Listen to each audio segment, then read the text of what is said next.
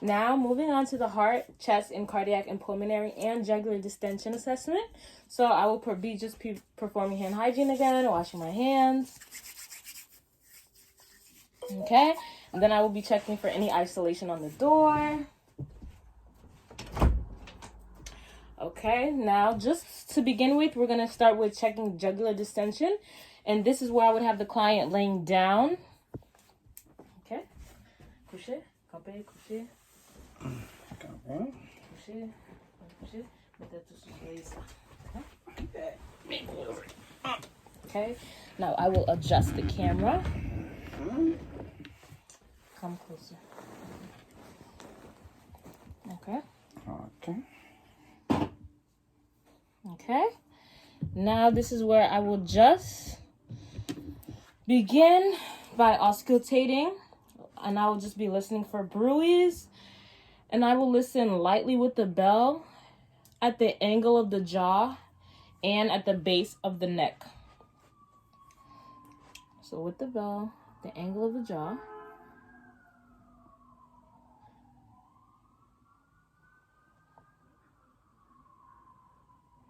Okay. And at the base of the neck. And I will be doing this on both sides.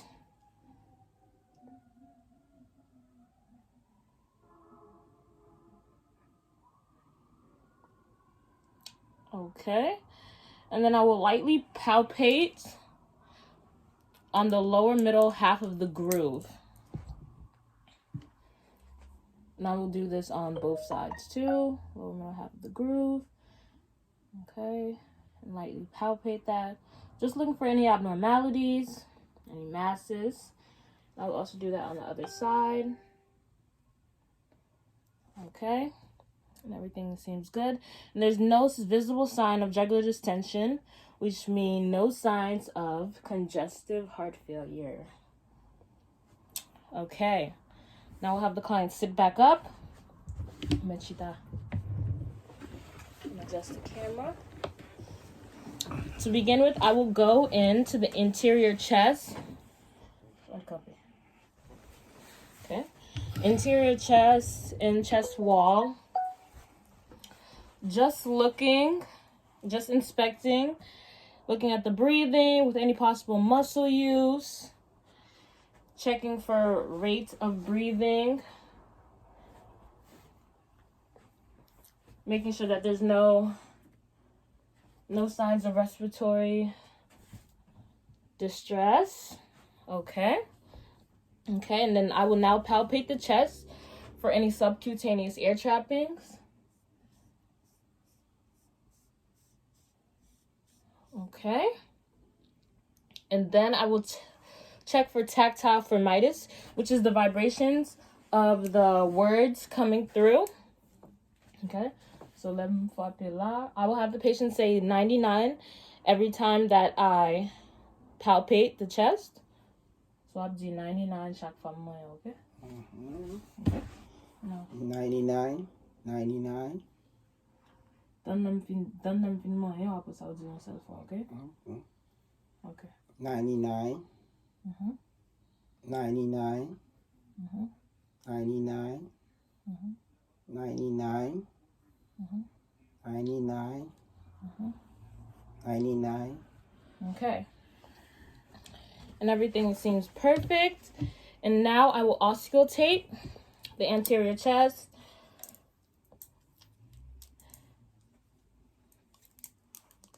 And I will start at the clavicle, just a little above the clavicle.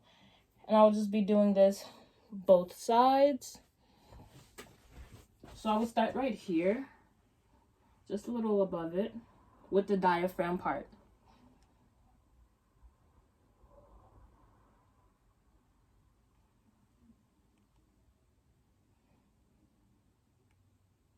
And whatever you do on one side, you want to do to the other side.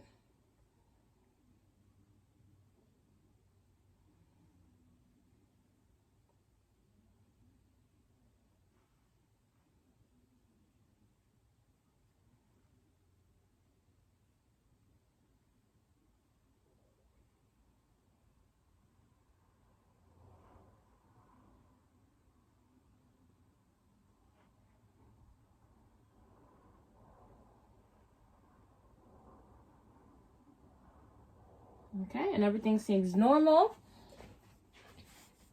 Now I will be moving on to the posterior chest. Well, I will inspect again, looking for the chest to rise symmetrically. Okay. And right here, I will just palpate for symmetry. So when doing this, I will apply my hands on the anterior chest with my two thumbs, 2 centimeters apart. Now, if he had his shirt off, you would see it better. I would have them about 2 centimeters apart while pushing them together. And while pushing them together, I would pick up some skin in a sense of pinching the skin. And then I would have the patient take a deep breath. And the fingers should go outwards symmetrically. Okay? So I'm going to tell the patient to breathe in. Respire. Respire encore. Respire. Breathe. Breathe out. Okay, and everything seems normal. Now, I will percuss with my dominant hand. I will percuss the posterior back with my dominant hand, with my non-dominant hand, and hit it with the middle finger. And right when I'm doing this, I'm just looking for any residence. So I'll put my hand here, starting at the top, and just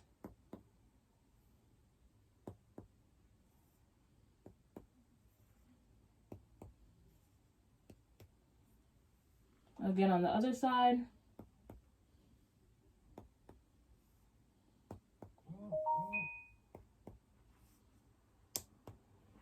Okay, and what you should hear is resonance, which is a good sign. Now I will just go back to auscultate the lung fields, listening for breath sounds, where I should expect to hear 3 types of lung sounds, which are bronchial, bronchovesicular, and vesicular. Okay. So we're going to start right here.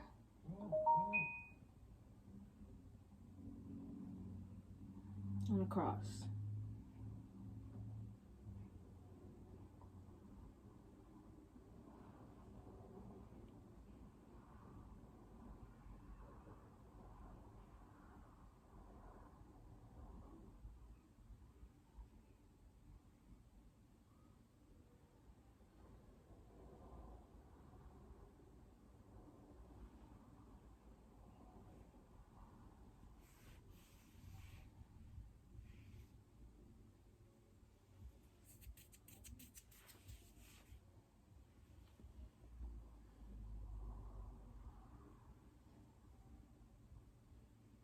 And you could also listen to the sides, because then you would be able to get a better hearing on the right middle lobe. Okay? And everything seems normal. Now we will go to the front of the anterior chest. And right here, we're just going to identify the anatomic areas and identify S1 and S2. So we're going to start with the aortic, which is on the right. So on the right side of the patient. So this is my right. So their right is right here. And the aortic is where you hear the S2, which is in the second intercostal space. Okay, once you hear that, you're going to move on to the side where you will hear the pulmonic, which is on the left, and it's also the second intercostal space. Right below that is Erb's point, which you will hear S1 and S2, which is in the third intercostal space. Tricuspid, which is the fourth intercostal space. Okay. And then you will go to the mitral. which is where you hear S1, and it's the 5th intercostal space. And the mitral is also the point of the maximum impulse. So that is where you could hear it louder. Okay. And I'm just going to listen to the heart at the mitral for about a minute.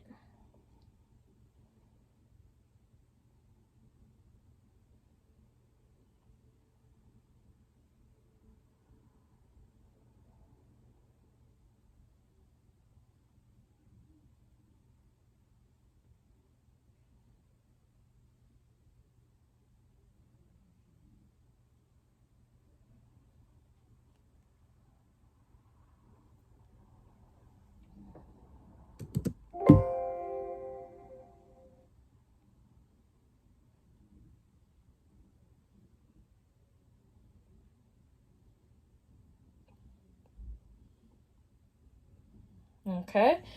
And his heart is about a 79, which is the rate of the heart. And then I would just listen to over the anatomic areas again with the bell. Just listening for any murmurs. So I'll start with the aortic again. Just on the right side. Pulmonic.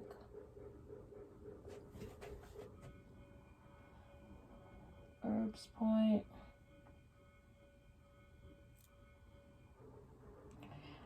Tricuspid.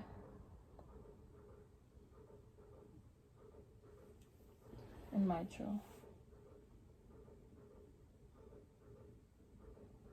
Okay. And everything seems in order. So that concludes that part of the assessment.